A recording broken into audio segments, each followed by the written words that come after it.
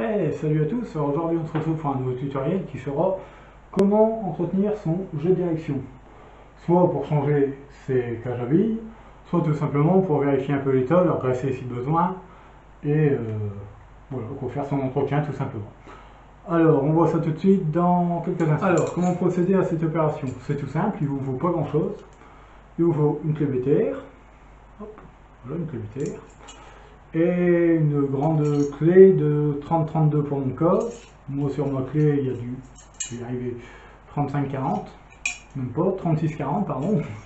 Voilà. Et dans certains cas, bon là dans mon cas je sais que ça va bien se passer parce que je sais que celui-là il est encore en bon état et que je l'ai déjà entretenu, donc ça va bien venir. Mais dans certains cas il va vous falloir un petit maillet pour pouvoir, quand vous allez dévisser la tête du dessus, taper dessus pour pouvoir débloquer le mécanisme. Alors, on voit ça tout de suite, comment ça se passe, c'est simple. Vous prenez votre clé BTR, au-dessus de votre potence, vous avez une vis à desserrer. Hop, voilà. Vous la desserrez sans hésiter. Hein. Vous voyez, normalement, ce qui se passe, c'est que votre vis remonte, et une fois qu'elle est remontée, il arrive qu'il faut taper un coup sec pour la faire redescendre et débloquer le mécanisme. Donc là, comme je vous le disais, j'en aurais pas besoin parce que tout simplement, si c'est bien entretenu et que c'est bien graissé, hop, ça vient. Et on se retrouve à l'intérieur.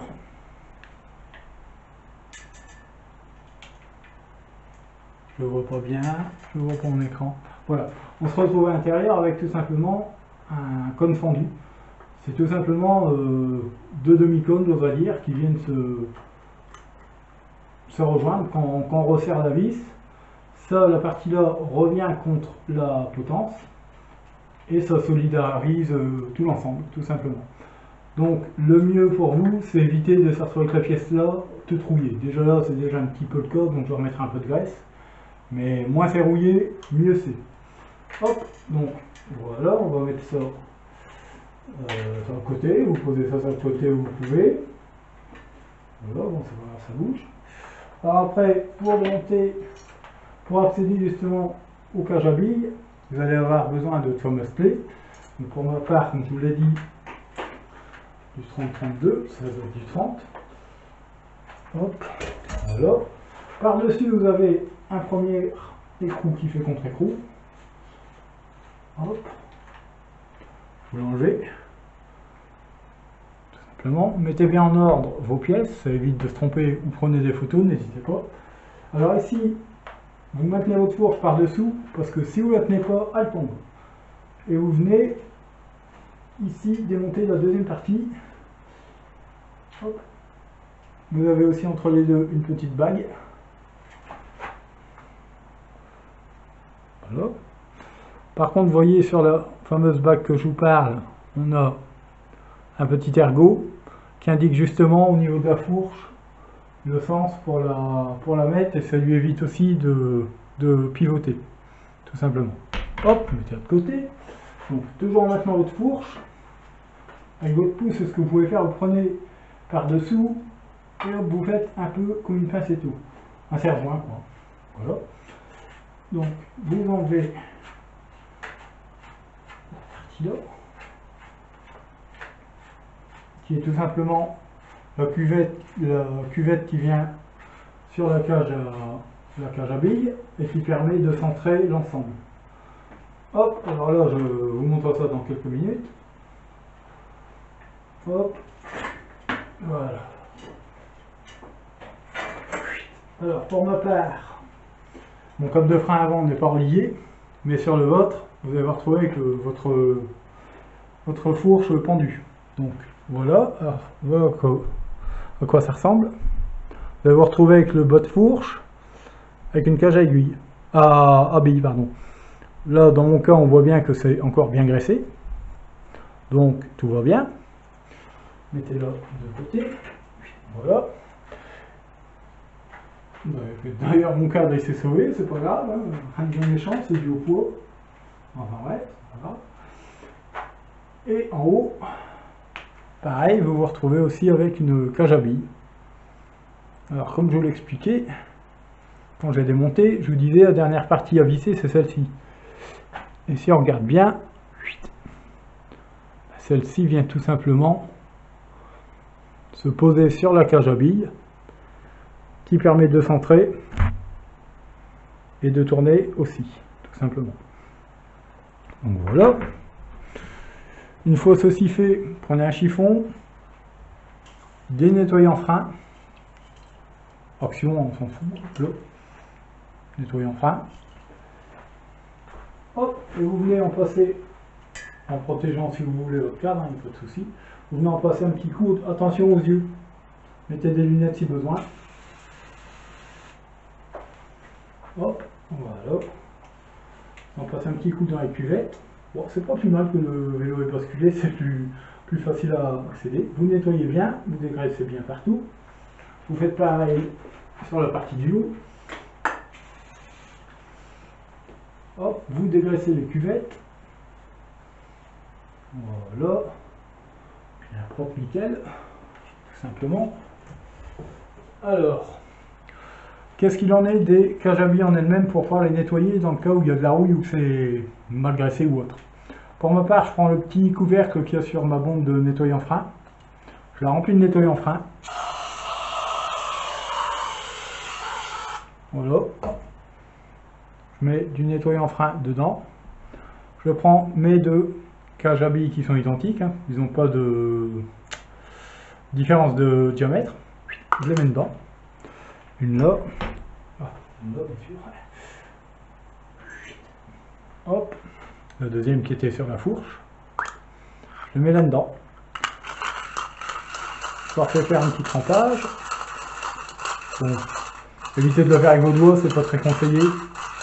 Prenez un petit bout de bois, genre un, vous savez, les bâtons de ski ou de glace, hein, tout simplement, des magnums, genre. Voilà. N'hésitez pas. Voilà. Hop. Vous reprenez un chiffon, vous sortez une des cages à aiguilles et vous la frottez, tout simplement. Vous la frottez bien pour qu'elle soit bien dégraissée et impeccable. Voilà, on fait une. Ça change bien de couleur, hein. Tout de suite, c'est un peu mieux. Voilà. Hop, vous la mettez de côté. Pareil pour le deuxième. Même opération, hein, nettoyage, un chiffon pour nettoyer l'excédent qui pourrait rester, même avec le nettoyant frein, on ne sait jamais. Voilà. Puis la sécher aussi, hein, faut pas mentir.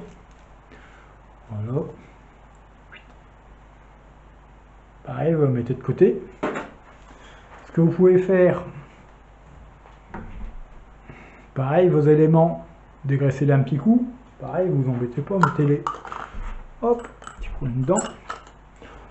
Pour remettre un peu de nettoyage frein. Voilà. C'est vraiment histoire que ce soit bien propre. Non, je rigole.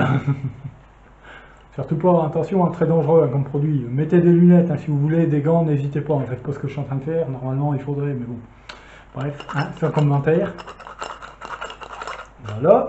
Pareil, vous prenez votre chiffon. Nettoyage, hein, vous essuyez. Hein. Voilà.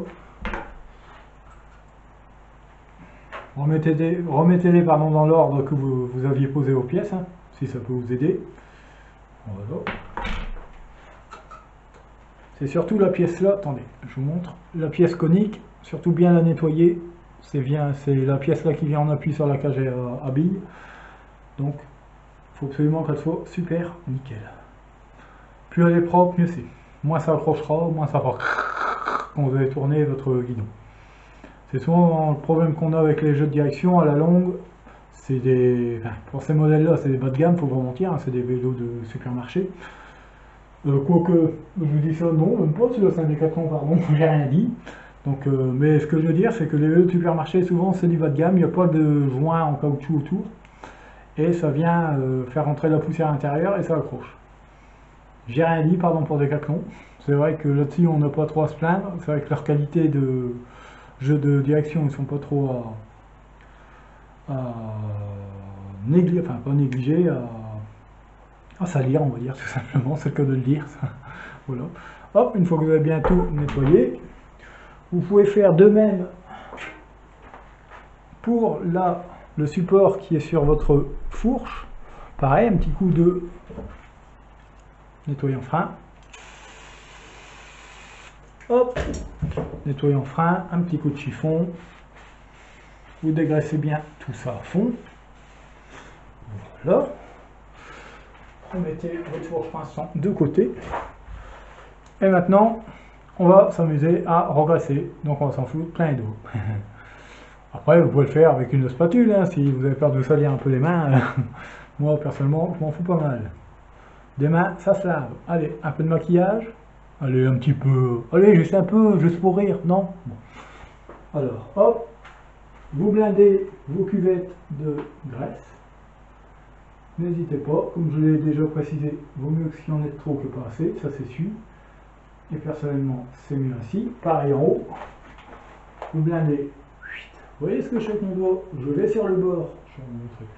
Je vais sur le bord de la cuvette. Hop, comme ça rentre directement à l'intérieur. Vous faites un cercle. Voilà, vous étalez bien partout. Voilà. Voilà, une fois ceci fait, peut-être nettoyer les doigts. Hop. Voilà. Alors, là, il ne faut pas se louper. Vous prenez votre cage à billes. Pour la cuvette du haut, la partie arrondie va à l'intérieur. Le côté arrondi à l'intérieur pour le haut. Hop, voilà. Ne vous inquiétez pas, ça ne bougera pas avec la graisse, c'est solidarisé directement. Hop, c'est un petit coup de main. Et par logique, la partie du bas, le côté arrondi vers le bas, tout simplement. Hop, voilà. Avec la graisse, ça colle, donc ça ne bouge pas. Hop.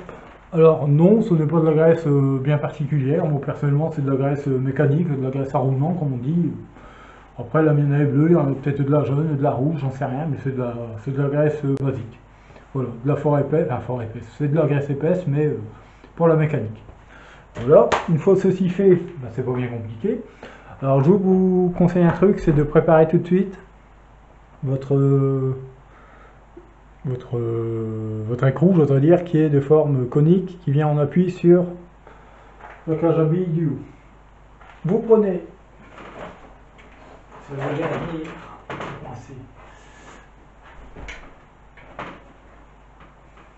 je reviens, je suis à vous, un petit souci, hop, voilà. Ma fourche était coincée dans un rayon de jantes qui traînait, rien de méchant. Donc, dans mon cas, rien de compliqué, vous prenez votre fourche et vous l'enfilez comme ceci.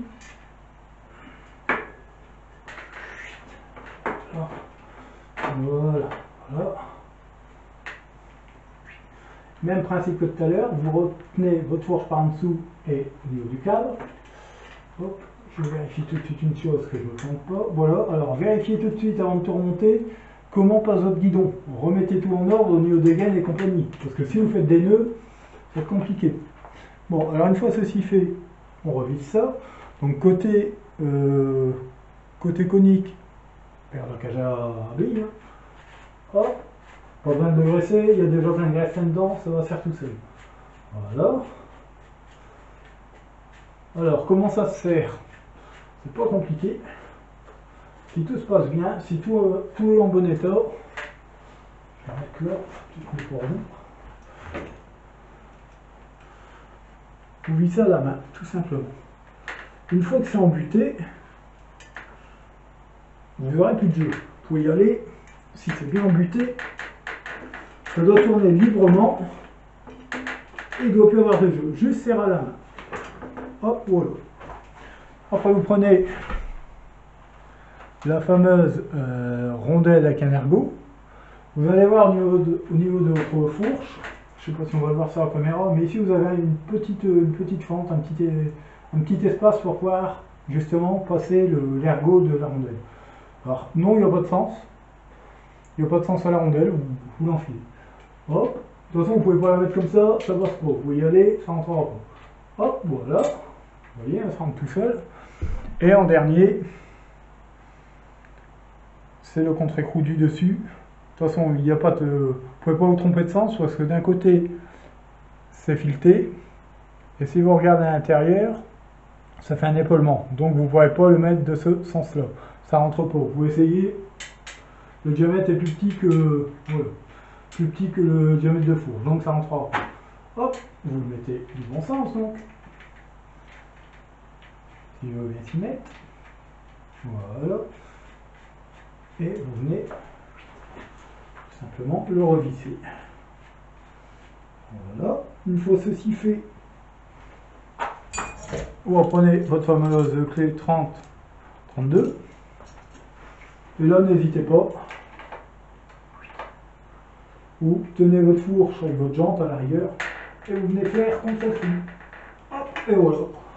Et si tout s'est bien passé dans votre opération, je ne sais pas si on voit bien, ça doit être bien libre. Ça doit vraiment être libre. Nickel. Bon, au début, ça va peut-être être un petit peu dur, mais rien de méchant. Quand je dis c'est dur, c'est exagéré hein, ce que je dis, mais vous allez reposer le vélo un coup à terre, au pire, vous leur donner un petit coup de clé derrière s'il faut. Une fois que vous aurez tout bien remis en place, ne vous inquiétez pas, je vais vous montrer.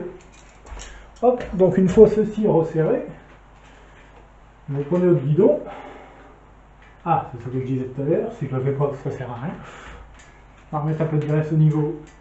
Si besoin est, n'hésitez pas à remettre un peu de graisse au niveau du demi-cône que je vous disais. Hein.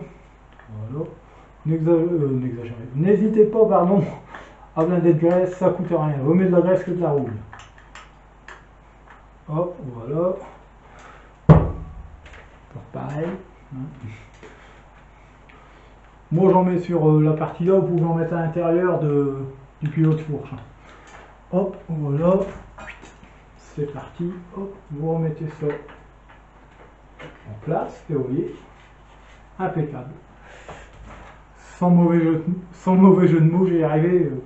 Faut qu'il y ait une bonne pénétration. Voilà. Hein, bon. On va s'arrêter là. Hop, voilà, vous remettez en place. Après, vous réglez votre hauteur de guidon comme vous le souhaitez. Hop. Vous resserrez. Bon, on fera ça, c'est pas bien grave. Vous remettez droit votre guidon. Bon, pour ma part, je ne vais pas chipoter là. Donc, je vais pas vous le cacher, j'ai une coupure caméra, malheureusement. Bon, pourquoi, comment, j'en sais rien. De toute façon, c'est vraiment une caméra bas de gamme, il n'y a rien y fait. J'ai beaucoup de soucis avec. J'espère qu'à l'avenir, je peux en changer parce que c'est que top. Bref, j'en étais donc pour ma part à me dire ne chipotez, enfin, je ne chipote pas, pardon, je ne chipote pas sur le réglage du guidon par rapport à la roue parce que après, c'est un vélo qui repart à côté. Là, c'est surtout à titre d'exemple que je vous fais ça. Donc, hop, une fois que votre guidon est centré, vous resserrez normalement, quoi, pas plus que ça. Hein. Bon, serré quand même, mais pas non plus au point de plier votre clé. Voilà. Voilà, une fois ceci fait, hop, votre roue doit tourner librement, comme je vous le disais. Voilà, tout simplement. Bon, vous inquiétez pas, il y a quand même la graisse, il faut qu'elle se mette en place, donc ça se fera à force. Ce que vous pouvez faire, c'est poser votre vélo à terre, lever le guidon et lâcher. Hop, vous le faites 3 ou 4 fois et vous verrez que votre direction sera bien mise en place, tout simplement. Ben, ça va tout simplement bien tout tasser, quoi, j'ose dire. Hein, ça va terminer le serrage. Hop, voilà. Voilà, je ne sais pas si on va le voir, mais vous voyez comment ça, il tourne de lui-même maintenant. Hop, regardez, hop, il tourne de lui-même. Donc ça se met en place. Donc voilà. Oui, j'avais passé là. Voilà. Donc voilà, vous avez fini votre opération d'entretien de jeu de direction. Ça n'a pas été sans mal par mon père pour faire ce tutoriel, quelques petits soucis techniques, mais bon, c'est pas grave, je laisse au montage, hein, de toute façon c'est comme ça. Si... Voilà, ça continue, vous voyez, j'ai encore bugué, bon je laisse, tant pis. Je ferai une coupure s'il faut, on verra, enfin bref. Donc vous avez fini l'opération, j'espère que ma vidéo vous a été utile. Si vous avez des questions, n'hésitez pas à commenter. Et puis bah voilà, maintenant je vous dis à bientôt pour une prochaine vidéo, et puis bah bonne journée à vous, salut!